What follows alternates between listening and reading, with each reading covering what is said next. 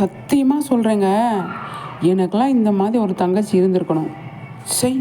ஆனால் வாழ்க்கையில் இந்த மாதிரி ஒரு ட்ராக்கு மகாநதியில் வரும் அப்படின்னு நான் வந்து ஒரு செகண்ட் கூட ஒரு துளி கூட நினச்சதே இல்லைங்க. அந்த மாதிரி ஒரு ட்ராக் இன்னைக்கு கொண்டு வந்துட்டாங்க. ஸ்பெஷல்னு சொல்லி நம்மளை எல்லாம் ஒரு உச்சக்கட்டத்தில் வச்சுருந்தாங்க இல்லையா.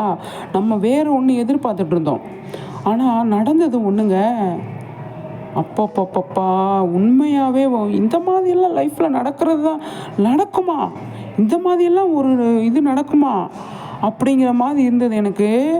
நிஜமாக சொல்கிறேன். இதை பற்றி பேசணும். இந்த சீரியல் பார்த்து எனக்கு கை கால்லாம் ஒரு மாதிரி விழுவிழுன்னு ஆயிடுச்சுங்க. டயர்ட் ஆயிடுச்சு எனக்கு. என்னடா இப்படி ஆயிடுச்சு, இப்படி பண்ணிட்டாங்களே, இந்த மாதிரி ஆயிடுச்சே அப்படின்னு சொல்லி எனக்கு மனசே உடஞ்சிருச்சுங்க. சத்தியமாக சொல்கிறேன். நான் ஆல்ரெடி கிட்டத்தட்ட ஒரு 3 மணி நேரம் ஆச்சு பார்த்து. எனக்கு இது நம்ம வீடியோ பேசணுமா அப்படின்னு இருந்தது. அந்தளவுக்கு ஒரு மன வலியை கொடுத்துருச்சுங்க எனக்கு. இந்த சீரியலை பார்த்துட்டு கை கால்லாம் உதறிடுச்சு எனக்கு.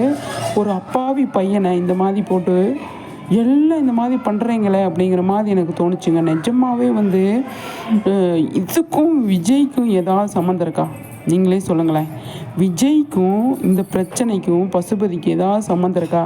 ஒரு அப்பாவி பையனை போட்டு இந்த மாதிரி அது வீட்டில் இருக்கிறவங்களே வந்து காவேரி பிரியும் போது இந்த சாரதா, இப்போ நம்ம குமரன், அந்த கங்காலேருந்து யமுனாலேருந்து எப்படி பேசுனாங்க, அதெல்லாம் கூட தாங்கிக்கிட்டு அவ்வளோ கஷ்டத்தெல்லாம் கூட தாங்கிக்கிட்டு அவ்வளோ ஒரு பொறுமையாக இருந்து காவேரி தான் நமக்கு, காவேரி வேணும் அப்படின்னு சொல்லி ஒரு முடிவு எடுத்த பையனை மறுபடியும் போட்டு தள்ளிட்டாங்கங்க. மறக்கவே முடியாது வாழ்க்கையில். இந்த மாதிரியெல்லாம் நிஜமாகவே நான் சொல்கிறேன், வாழ்க்கையில் இந்த மாதிரிலாம் யாருக்குமே நடக்கக்கூடாதுங்க. கண்டிப்பாக நான் சொல்கிறேன், யாருக்குமே நடக்கக்கூடாது. நிஜமாக சொல்கிறேன். ஆனால் மறுபடியும் விஜய்க்கு நடக்குது. ஒரு வாயில்லா பூச்சி, ஒரு அப்பாவி பையனை இந்த மாதிரி பண்ணி விட்டாங்களேங்க. மனசு பயங்கரமாக வலிக்குதுங்க, பயங்கரமாக வலிக்குது. அடுத்தடுத்து நான் நினச்சி கூட பார்க்கல, ஒரு துளி கூட, ஒரு செகண்டு கூட இந்த மாதிரி ஒரு ட்ராக்கு நம்மளோட மகாநதி சீரியலில் நடக்கும் அப்படின்னு ஒரு செகண்டு கூட, ஒரு துளி கூட நினைக்கலைங்க நான். சே பயங்கரமான ஒரு மனவலி, மன அழுத்தத்துக்கு உண்டாயிடுச்சு எனக்கு. அந்தளவுக்கு ஒரு சீரியல் இன்றைக்கி ஒரு ட்ராக்கு போயிருக்கு. நியாயமா? இதெல்லாம் அடுக்குமா? பார்ப்போம் என்ன நடக்குது அப்படின்னு. கண்டிப்பாக பார்ப்போம். காவேரி முடிவு என்ன?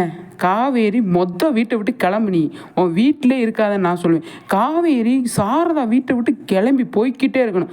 எனக்கு இப்போ என் புருஷன்தான் முக்கியம், வீடு எனக்கு நீங்கள் தேவையே கிடையாது, நீங்கள்லாம் ஒரு குடும்பமானு கேட்டுட்டு வீட்டை விட்டு வெளியே போகணும். காவேரி என்னை பொறுத்த வரைக்கும் அதான் நான் சொல்ல வரேன்.